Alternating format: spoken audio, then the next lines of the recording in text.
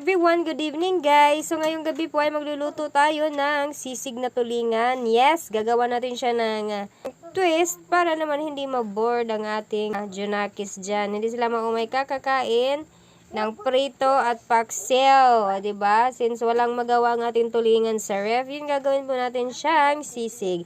At ayan po ang ating gagawing extenders, sitaw. Tapos ayan po ang ating ricados. Yan po ay bawang, ito ay bell pepper, ito naman ay selay. Yes, mga selay. Kasama ang palad ay wala po tayong sibuyas, kaya ang gagawin po natin ay lalagyan natin siya later nito. Yan, spring onion or dahon sibuyas or onion, yun.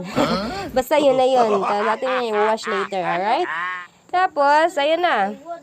Magluluto na tayo guys. Let's go! So ayun guys, nilagyan na po natin ng mantika dahil mainit na po ang ating kawali. At ngayon nilalagyan na po natin ating ricados everyone. Let's pour some toyo. Mekis na natin yan insan.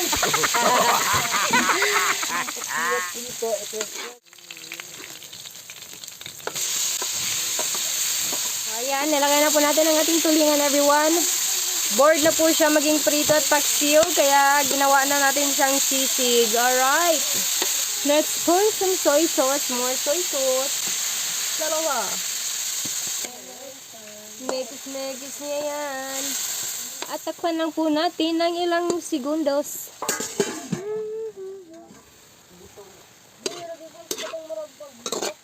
Lagay na natin ang ating extenders na sitaw. At mekis na natin yan.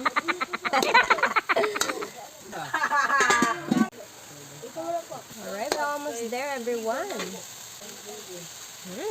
Sarap! Lagyan na natin ng konting soy sauce. Ingay po na aking background. Naririnig din naman. Ang ingay talaga. At bago natin makalimutan everyone, lalagyan nga pala natin siya ng paminta.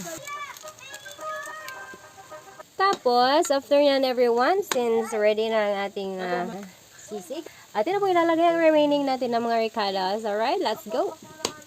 O diba, makulay ang buhay. Ayan, pak. May ulam na, hindi na bored ang ating tulingan. Subukan natin everyone, alright? Ay, naku.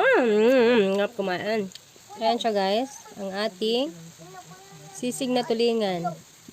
Manginig-nginig po tayo ang kamay natin dahil meron po tayong backpack sa likod. Ito po siya. O, ayan. Ayan. Ang ating backpack. Meron tayong backpack sa likod. At ayan na everyone, naluto na nga ang ating sisig na tulingan with sitaw extenders. Okay, thanks for watching. Bye!